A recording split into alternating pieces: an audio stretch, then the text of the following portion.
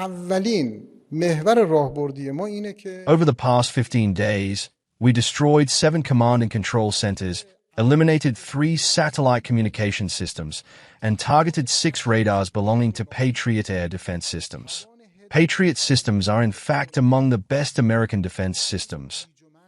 Our drones and missiles can now pass through easily because we blinded these radars.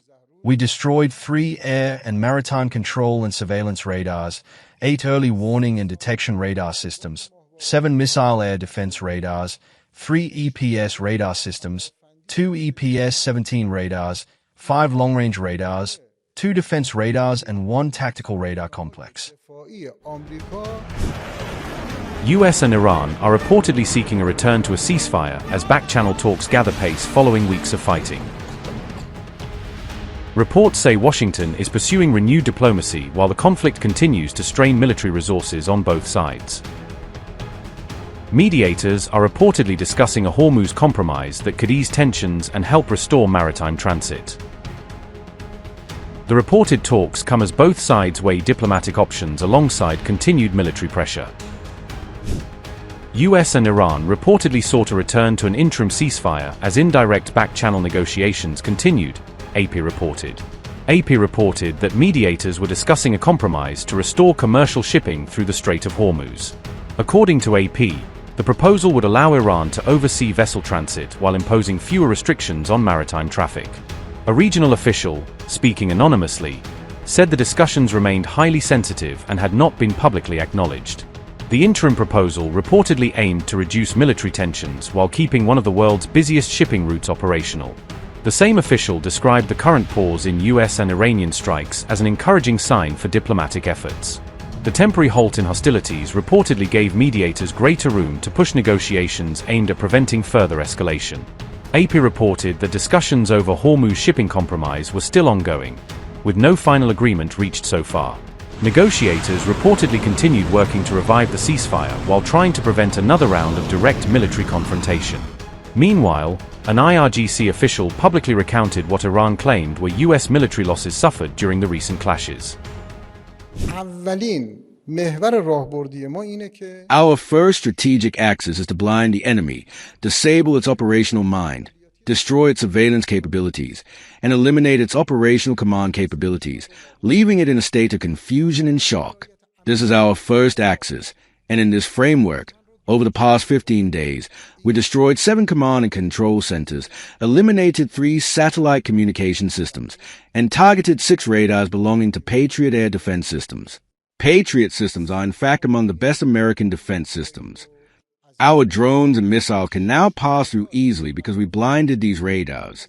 We destroyed 3 air and maritime control and surveillance radars, 8 early warning and detection radar systems, 7 missile air defense radars, 3 EPS radar systems, 2 EPS-17 radars, 5 long-range radars, 2 defense radars, and 1 tactical radar complex. In order to weaken and gradually destroy the enemy's operational capabilities, we must target its support and logistical supply centers. In this framework, we targeted 6 fighter jet and helicopter maintenance centers, which are extremely important centers in wartime. Over the past 15 days, we destroyed 3 support and logistical supply centers, set fire to 12 fuel depots, destroyed 17 depots supporting weapons and spare parts for ships and aircraft, in addition to 6 missile silos. In order to pressure the enemy, impose costs on it, and paralyze its capabilities, we must destroy its operational infrastructure.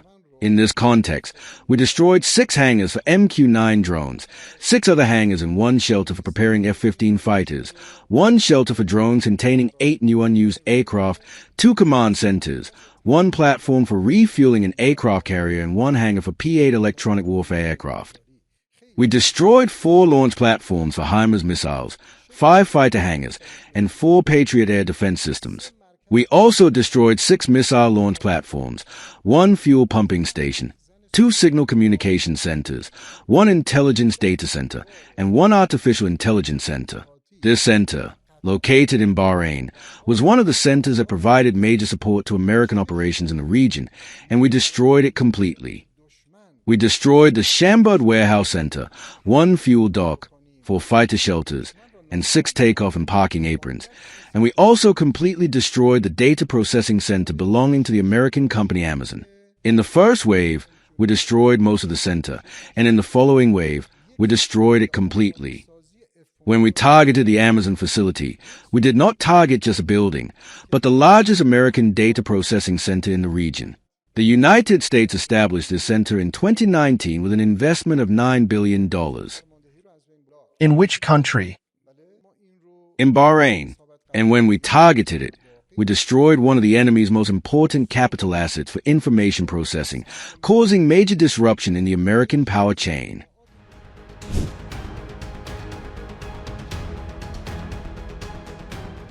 Donald Trump reportedly held back from a major escalation against Iran as Pentagon concerns over missile stockpiles grew, the New York Times reported.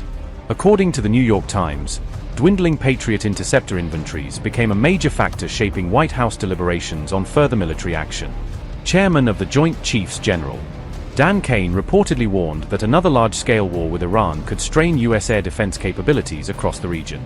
Kane reportedly told officials that expanding operations against Iran could reduce Patriot missile coverage protecting U.S. forces under CENTCOM.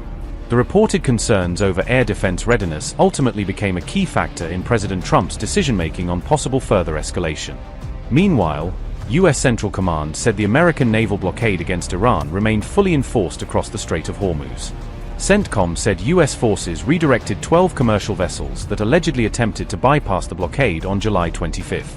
The U.S. military said 2 commercial ships were disabled after they ignored repeated warnings and failed to comply with blockade instructions. CENTCOM also said American forces boarded 2 commercial vessels to verify compliance with blockade enforcement measures in the Gulf.